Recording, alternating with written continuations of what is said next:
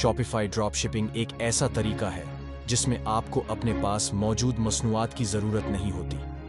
जब आपको कोई आर्डर मिलता है तो आप उसे किसी दूसरी कंपनी को भेज देते हैं जो मसनूआत को सीधा गाहक को पहुंचाती है। आप सिर्फ एक दरमियानी होते हैं जो गाहक और मसनूआत की कंपनी के दरमियान मौजूद होते हैं। इस तरह आपको मसनूआत की तैयारी, गोदाम, पीकिंग और शिपिंग के मामलात से निजात मिलती है।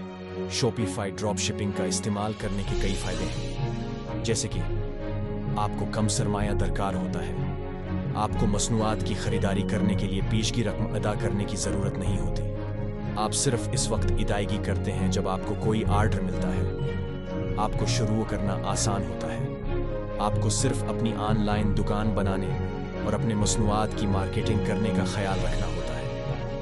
आपको मसनूआत की मालूमात और तस्वीर को अपनी दुकान में इंपोर्ट करना होता है। आपके ऊपर कम खर्चा होता है।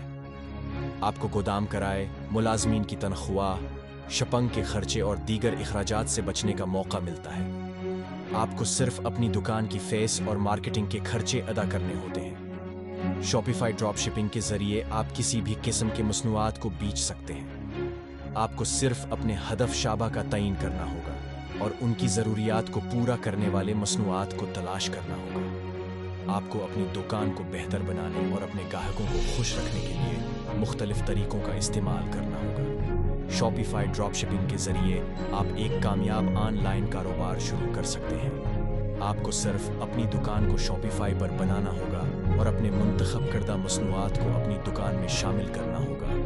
आपको अपने ग्राहकों को बेहतरीन सरूस और तजर्बा फराहम करने के लिए अपने सप्लायर्स के साथ अच्छा ताल्लुक़ कायम रखना होगा। आपको अपने मसनूआत की मार्केटिंग के लिए मुख्तलिफ ज़राया का इस्तेमाल करना होगा। शॉपिफाई ड्रॉप शिपिंग एक कम खर्चा, आसान और मुफीद तरीका है जिससे आप अपना ऑनलाइन कारोबार शुरू कर सकते हैं।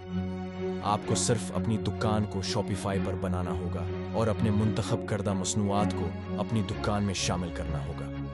आपको अपने ग्राहकों को बेहतरीन सरूस और तजर्बा फराहम करने के लिए अपने सप्लायर्स के साथ अच्छा ताल्लुक़ कायम रखना होगा।